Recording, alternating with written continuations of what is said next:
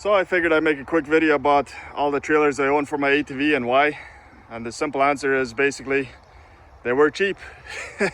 At least two of them were extremely cheap. So the first one I ever bought was the one in the middle. You've seen it on my channel. It's a 4x6 foot dump trailer. I bought that one for the grand sum of $70. Now when I bought it, I knew that I had to do the bearings, and I assumed I would have to do the tires as well. And I brought it home. I figured I'd run these tires till they fall off. Well, they're still holding up.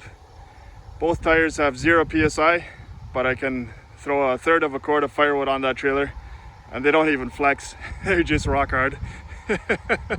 So I'm gonna keep using them. But anyways, all I have done to that trailer is, like I said, I did the bearings. This one needed brand new bearings, and the axle initially was moved half a foot backwards, which made dumping this box pretty hard. So simply by moving this axle half a foot forwards, it's still slightly front heavy, but it's easy enough that I can easily lift it up single-handed, even with a full load. So just to demonstrate, you pull that pin and it lifts very easy. Now I have thought about putting a little strut at the bottom, mounting a strut so it makes lifting even easier, but honestly, I don't really have a need for it. So, just gonna put this there so I don't lose it. So, a couple years later, I happened to see this trailer on Kijiji for $50. So I called the guy up, and it's one of those situations where a city boy bought some property and it had a lot of abandoned stuff on it, so he just wanted it gone. He had it listed for $50. I offered him $80 if he would hold it for me, sight unseen. So I show up there to pick it up, and this trailer was actually a beauty. This thing is built like a tank. It's got a very solid frame. I'm gonna actually get you a bottom view, even though it's painful for me because I'm getting old. But yeah, this thing is very heavy built. Again, no suspension, just an axle welded to the frame. But this trailer, because it is not a dump trailer, it sits a lot lower to the ground compared to the white one.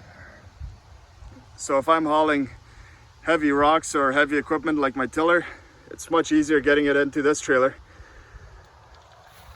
And oh yeah, I forgot to mention on the previous one, I got an old bed liner for free, which I mounted on the inside. Just makes things nicer to load and unload and keep it somewhat clean. But again, on this one, I found another bed liner for free. So this one did not have a tailgate when I bought it.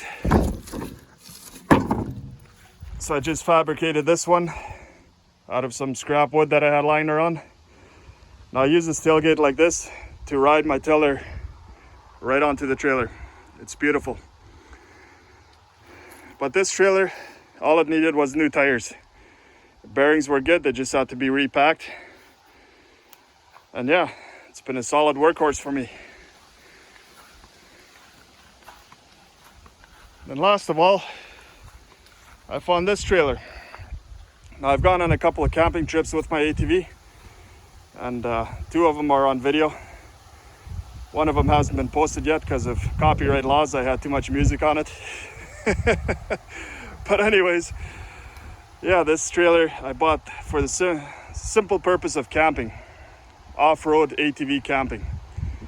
So this trailer was listed for $350, and it's a bit of a high price, but I showed up and it was exactly what I wanted. So I offered the guy $300 and he took it. So I haggled just a little bit, but basically the only thing I had to do to this trailer was change the bearings and mount the new lid for the top, because the lid was rotten. But this will make life nice and simple for me when I go camping. I don't have to worry about strapping anything to the ATV and having to worry about it fall off during the trip. Always doing background checks to see if I lost anything. But this will be much nicer. This trailer here is 3.5 feet by 4 feet long. Unfortunately, this trailer is just a little bit wider than my ATV. It sticks out about 3 inches on each side of my ATV, like the ATV track. But I think it'll do pretty good. I have not gone on a trip with it yet because it's frankly too freaking hot right now. Waiting for the weather to cool down a bit. But this trailer came with brand new ATV tires, and this trailer also has suspension. So with the other two trailers, with them having no suspension at all, you really don't want to go any faster than 10 miles an hour. This trailer here, even at 30 miles an hour, it just rides nice and beautiful. It tows really nice, you don't even really feel that it's there. So this is not a home-built trailer.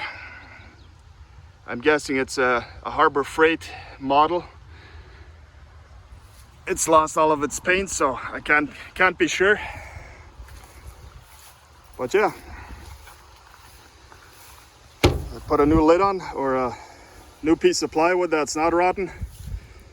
I got some angle irons on top to strap stuff down, so that'll make that a little better. And yeah, so that's the reason I ended up with 3 trailers.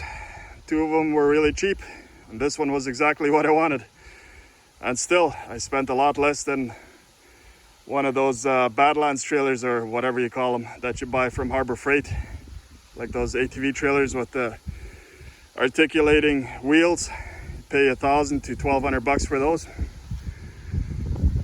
Just go and shop around for a homemade used trailer. You'll be surprised at what you find.